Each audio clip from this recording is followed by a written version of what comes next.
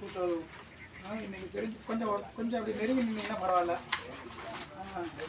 கட்டுறது கைமண்ணளவு, கல்லாத உலகளவு, சிறு திரும்பும் பல்குத்தவு. இன்னைக்கு தெரிஞ்சுக்கிற விஷயம் வாழ்க்கையில் கடைசி காலங்கள் வரை விபத்து இல்லாமல் உயிர் வாழணும் அப்படின்னா ஒரு சில சாலை விதிகளை நம்ம கடைப்பிடிக்கணும். 60 நாள் பெரிதும் அடைந்து விட முடியாது. ஆறுதல்களால் காயங்கள் ஆறவே ஆறாது. கூறல்களால் விளைநிலம் விளையாது. இது ஒரு பழமொழி. 60 நாள் பெரிதும் அடைந்து விட முடியாது. ஒரு உயிர் சேதம், பொருள் சேதம், கை கால் இழப்பு, உயிரிழப்பு உட்கார்ந்தால்தான் இறந்தவங்க ஏற்றி வந்துடுவாங்களாம், வரமாட்டாங்க. ஆறுதல்களால் காயங்கள் ஆறவே ஆறாது. நமது உறவினர்கள், நண்பர்கள் ஒரு வாகன விபத்து, மருத்துவமனையில் அனுமதிக்கப்பட்டுள்ளார்கள். நீங்கள் 1/2 கிலோ ஆரஞ்சு, 1/2 கிலோ ஆப்பிள் கொண்டு போய் ஆறுதல் சொல்கிறீங்க, நல்லாயிடும் அப்படின்னு ஆறுதல் சொல்கிறீங்க. அந்த அடிப்படும் போது வலி ரணம் நம்மளால் உணர முடியுமா? முடியாது. தூறல்களால் விளைநிலம் விளையாது. இது போன்ற வகுப்புகள் என்னைக்காவது ஒரு நாளைக்கு நடத்தினா இந்த சாலை விபத்தை குறைச்சிட முடியுமா? முடியாது.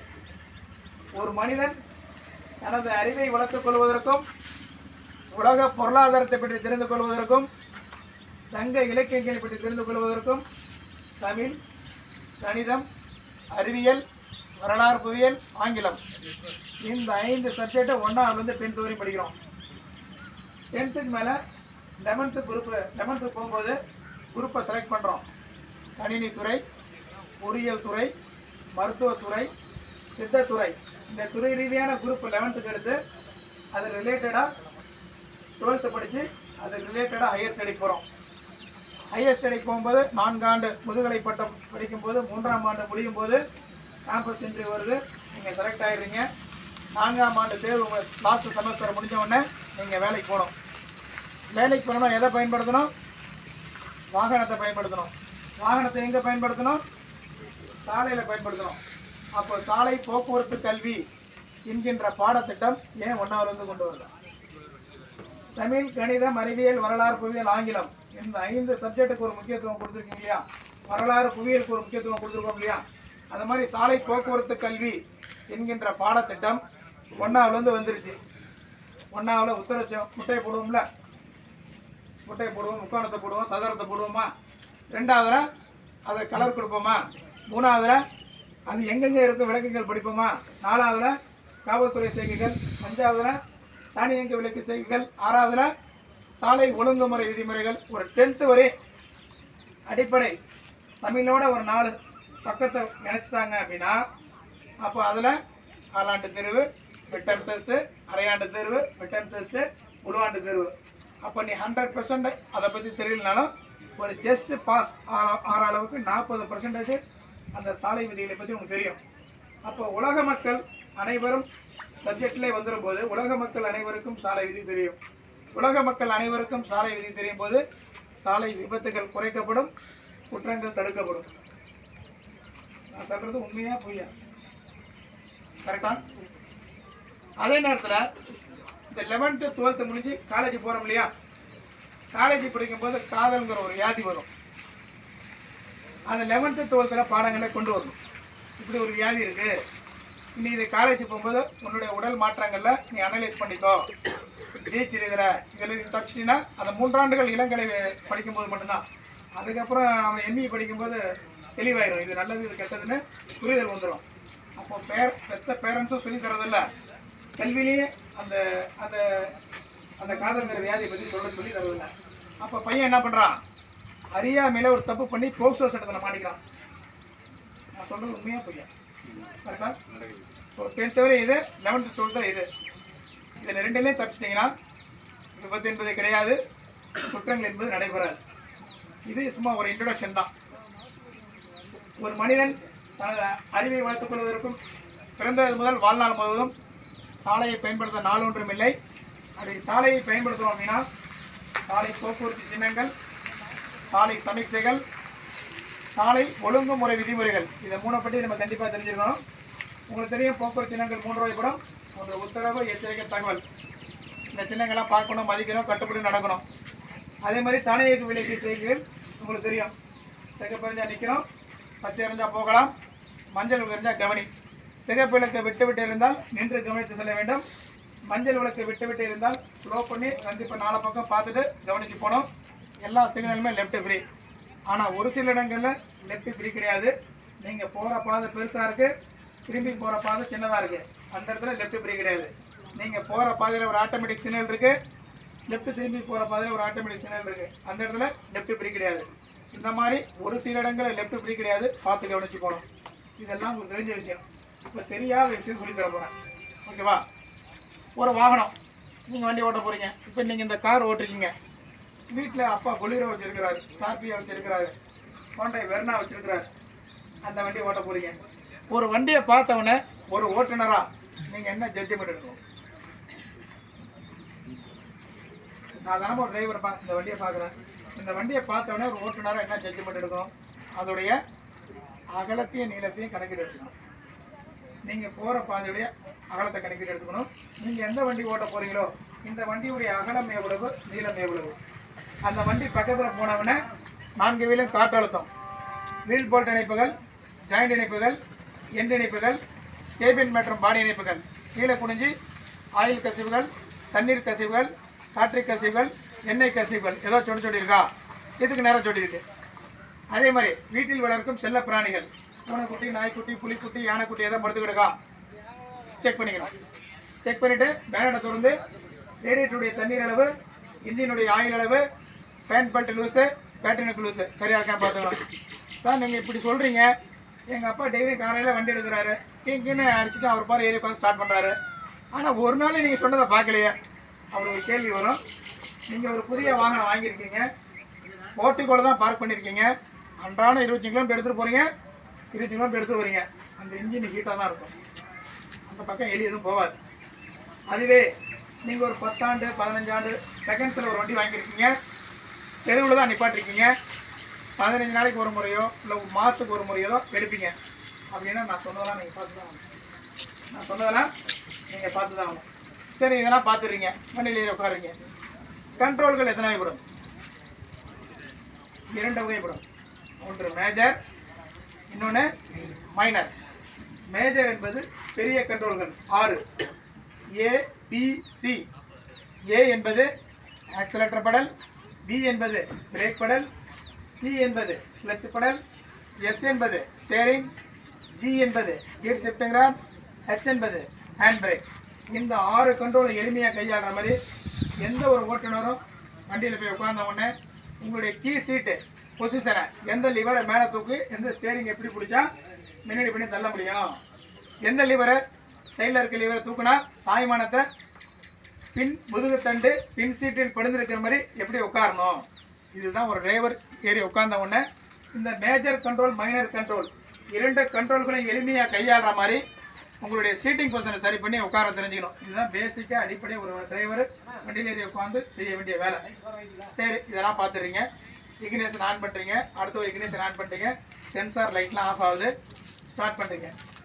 ஸ்டார்ட் பண்ணும்போது ஏறி உட்காந்தவொடனே பிரேக்கில் கால் வச்சுக்கணும். அந்த நியூட்ரலில் இருக்கா இல்லை கீரில் இருந்தாலும் சரி, நீங்கள் ஏறி உட்காந்தவொடனே வலது காலை பிரேக்கில் காலை வச்சுக்கணும். காலை வச்சு நியூட்ரல் பண்ணிவிட்டு கிளச் அழுத்தி ஸ்டார்ட் பண்ணணும். சார் நியூட்ரல் பண்ண போனால் பத்தாதா? கிளச் அழுத்தி ஸ்டார்ட் பண்ணும்போது இன்ஜின் எளிமையாக ஸ்டார்ட் ஆகும். ஏன்னா டாக்டர் ஸ்டார்ட் இணைஞ்சு தானே இருக்கும். நீங்கள் கிளச் அழுத்தும் போது 2க்கும் துண்டிச்சிடும். கிளச்சினுடைய வேலைங்கிற வேலையில் நம்ம படித்தோம். 2க்குள்ள இணைப்பதும் துண்டிப்பதும் கிளச்சினுடைய மெயினான வேலை. அப்போ கிளச் அழுத்தி ஸ்டார்ட் பண்ணும்போது இன்ஜின் எளிமையாக ஸ்டார்ட் ஆகும். அது செல்ஃபோனுடைய கார்பன் பிரஸ் தேய்மானங்கள் இதெல்லாம் நமக்கு செல்ஃபோனோட லாங் லைஃப் வரும். ஸ்டார்ட் பண்ணி எல்லா லைட்டும் ஆஃப் ஆகிடுச்சு. ஒரு 3 லைட் எரியும். அந்த வாட்டர் லைட்டும் ஸ்டார்ட் பண்ணணும், அதுவும் ஆஃப் ஆயிரும். ஹேண்ட் பிரேக்கு இறக்கி விட்டோம்னா அதுவும் ஆஃப் ஆயிரும். சீட் பெல்ட்டை போட்டிங்கன்னா சீட் பெல்ட்டும் ஆஃப் ஆயிரும்.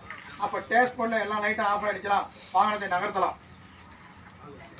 வாகனம் நகர்த்தும் போது ஒரு பாதுகாப்பு இதுமுறை கடைபிடிக்க வேண்டும். அந்த விதிக்கு பேர் என்ன?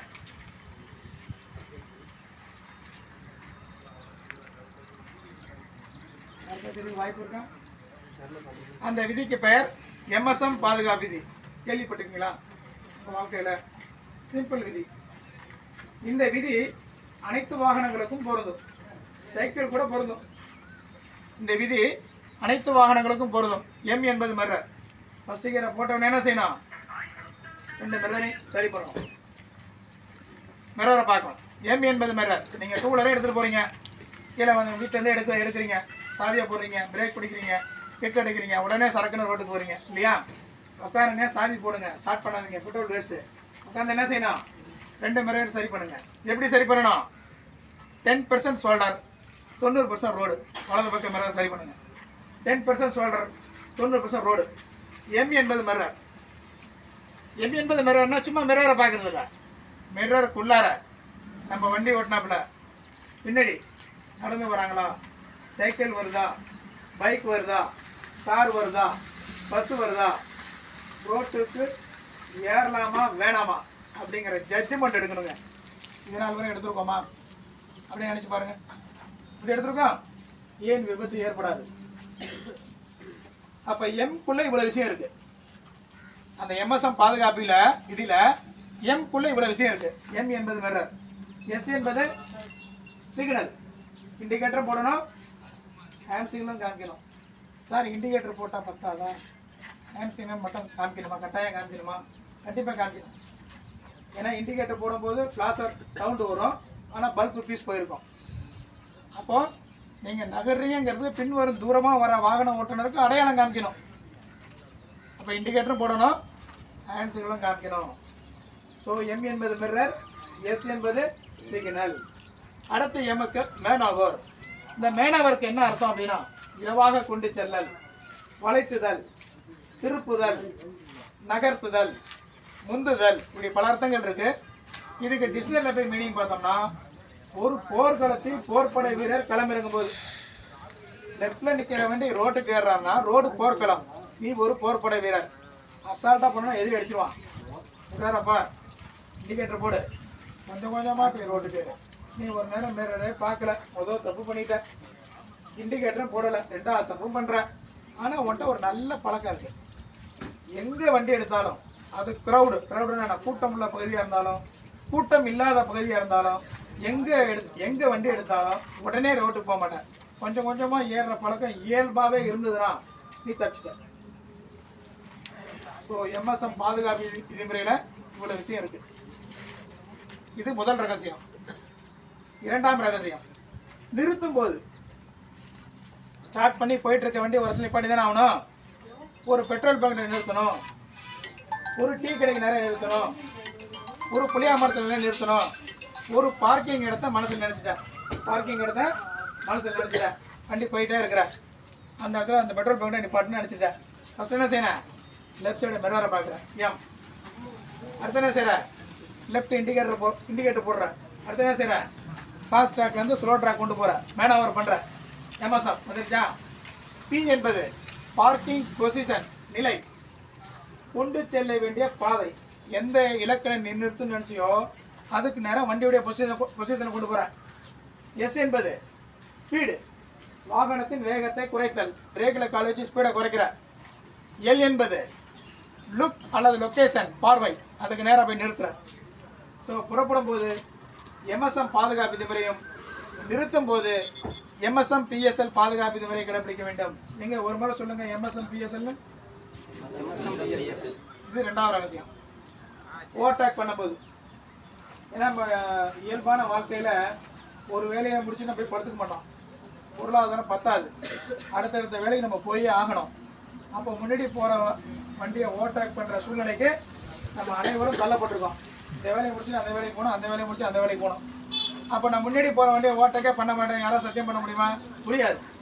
அப்போ ஓவர்டேக் பண்ணுற சூழ்நிலைக்கு தள்ளப்பட்டிருக்கோம். அப்போ ஓவர்டேக் பண்ணோம்னா எந்த பாதுகாப்பு விதிமுறை கடைபிடிக்க வேண்டும்? அது எம்எஸ்எம் பிஎஸ்எல், எம்எஸ்எம் பிஎஸ்எல், இந்த 2 பாதுகாப்பு விதிமுறை இருமுறை கடைபிடிக்க வேண்டும். இதுவே பழைய மோட்டார் வாகன சட்டத்தில் செக்ஷன் 118 4ஆம் விதி சொல்லுது, தன்னை போல முன் செல்லும் வாகனத்தை முந்த முயலும் பொழுது வலது பக்கம் மட்டும்தான் ஓவர்டேக் பண்ணணும். அப்படி வலது பக்கம் ஓவர்டேக் பண்ணும்போது எம்எஸ்எம் பிஎஸ்எல் இந்த பாதுகாப்பு விதிமுறை கடைபிடிக்கணும். முன் செல்லும் வாகனம் ஓட்டணும், அனுமதி பெறணும், அவர் அனுமதி கொடுக்கணும். அனுமதி பெற்ற பிறகு தான் நீ ஓவர்டேக்கே பண்ணணும். நம்ம இதனால் வரை யாருக்காவது அனுமதி கொடுத்துருக்கோமா? கேட்டிருக்கோமா? கேட்டதும் இல்லை, கொடுத்ததும் இல்லை. சட்டம் என்ன சொல்லுது, நம்ம எவ்வளோ வயலேஷன் பண்ணுறோங்கிறது நீங்கள் விளைக்கணும்.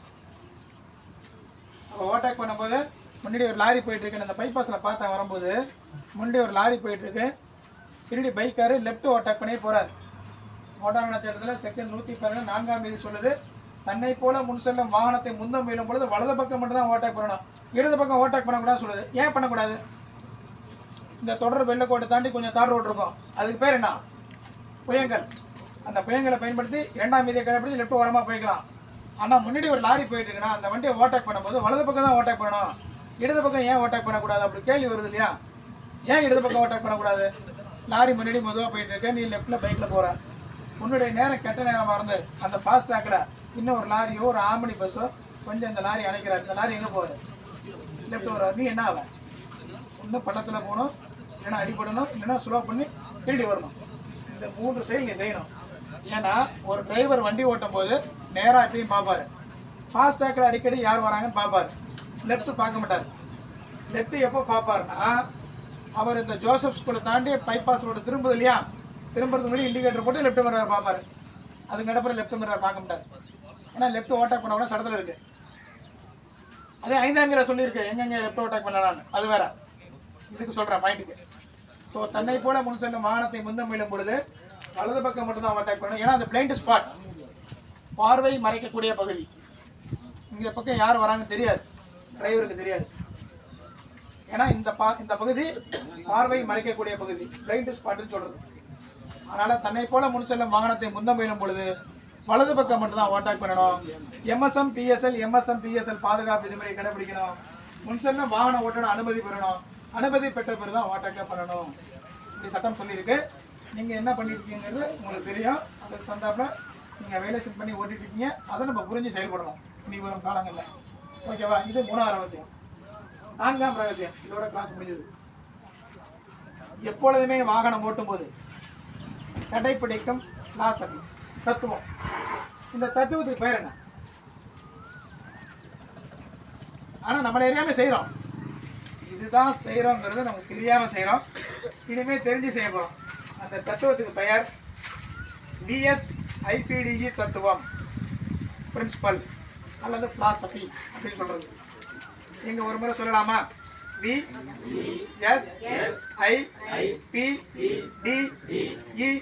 தத்துவம். V என்பது விஷன், பார்வை. S என்பது சென்ஸ், உணர்தல். I என்பது ஐடென்டிஃபிகேஷன், அடையாளம் கண்டு கொள்ளுதல். இப்போ இந்த VASO ஐயை குறிக்குது. விசன், சென்ஸ், ஐடென்டிஃபிகேஷன், அடையாளம் கண்டு கொள்ளுதல். நீங்கள் வண்டி ஓட்டிட்டு போனீங்கன்னா முன்னாடி என்ன வண்டி போகுது, பின்னாடி என்ன வண்டி வருது. P ப்ரொடெக்ஷன், பாதுகாப்பு இருக்கா இல்லையா, தன்னை ஆராய்தல். D டிசிஷன், தீர்மானித்தல். E எக்ஸிக்யூஷன், நிறைவேற்றுதல். தமிழில் சொன்னால் பார்த்தல், உணர்தல், அடையாளம் கண்டு கொள்ளுதல், தன்னை ஆராய்தல், தீர்மானித்தல், முடிவெடுத்தல், செயல்படுத்துதல். எப்போயுமே வண்டி ஓட்டும் போது இந்த பிரின்சிபலை நீங்கள் கடைப்பிடிச்சிங்கன்னா சாலை விபத்து என்பதே இல்லை. அப்படி ஒரு விபத்து நடக்குதுன்னா உங்களுக்கு தெரிஞ்சால் நடக்கும். நீங்கள் நினைச்சீங்கன்னா அந்த விபத்தை ஏற்படுத்தலாம். நீங்கள் நினைத்தீர்களானால் அந்த விபத்தை தடுக்கும் செயலை செய்யலாம். நீங்கள் நினைத்தீர்களானால் அந்த விபத்திலிருந்து எஸ்கேப் ஆகிக்கலாம். யாரை ஒருத்தர் சிறந்த ஓட்டுநர் கூறலாம்? ஒரு வாகன ஓட்டுநர் வாகனம் ஓட்டும் பொழுது பிறருடைய செய்கைகளை நன்கு கண்டறிந்து, நல்லா கவனிக்கணும், ஒரு வாகன ஓட்டுநர் வாகனம் ஓட்டும் பொழுது பிறருடைய செய்கைகளை நன்கு கண்டறிந்து அதுக்கு தகுந்தாப்புல தன்னுடைய செய்கைகளை மாற்ற தயாராக இருக்கணும். அவர் தான் தற்பாதுகாப்பான வாகன ஓட்டுநர், டிஃபென்சிவ் டிரைவர் என கூறலாம், சிறந்த ஓட்டுநரை கூறலாம். பிறருடைய செய்கைகளை நன்கு கண்டறிந்து அதுக்கு தகுந்தாப்புல தன்னுடைய செய்கைகளை மாற்ற தயாராக இருக்கணும். அவர் தான் தற்பாதுகாப்பான வாகன ஓட்டுநர், டிஃபென்சிவ் டிரைவர், சிறந்த ஓட்டுநர் என கூறலாம். இதோட இந்த கிளாஸ் முடிந்தது. உங்கள் வாழ்க்கையில் இந்த 4 ரகசியம் மட்டும் கடைப்பிடிங்க. புறப்படும் போது MSM, நிறுத்தும் போது MSM BSL, ஓவர்டேக் பண்ணும்போது MSM BSL, எப்பொழுதுமே வாகனம் ஓட்டும் போது VSIPDE பிரின்சிபல். இந்த 4 ரகசியம் மட்டும் உங்கள் வாழ்க்கையில் கடைப்பிடிங்க. சாலை விபத்து என்பதே இல்லை. இப்போ ஒரு சாலை பாதுகாப்பு வாசகங்களை பற்றி நம்ம ஒரு தெரிஞ்சுக்குவோம். இது வைங்க, சொல்லலாமா? தமிழ்நாடு அரசு போக்குவரத்து துறை சாலை பாதுகாப்பு வாசகங்கள்.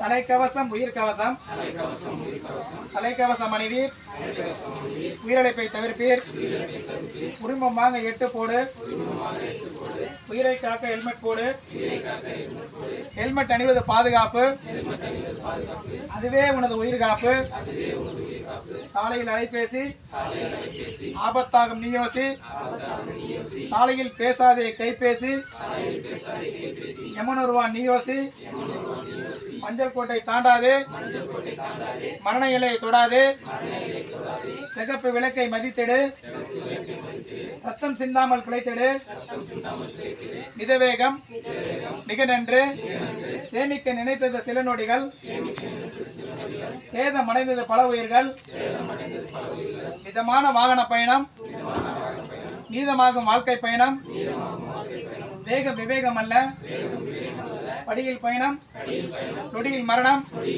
ஓடும் பேருந்தில் ஏறாது, உயிரை பணயம் வைக்காது, சாலையில் போதை மரணத்தின் பாதை, வாகனத்திலிருந்து வரும் புகை வாழ்க்கைக்கு பெரும் பகை, சாலை விதிகளை பின்பற்றுவோம், விபத்தில்லா தமிழகத்தை உருவாக்குவோம். நன்றி, வணக்கம்.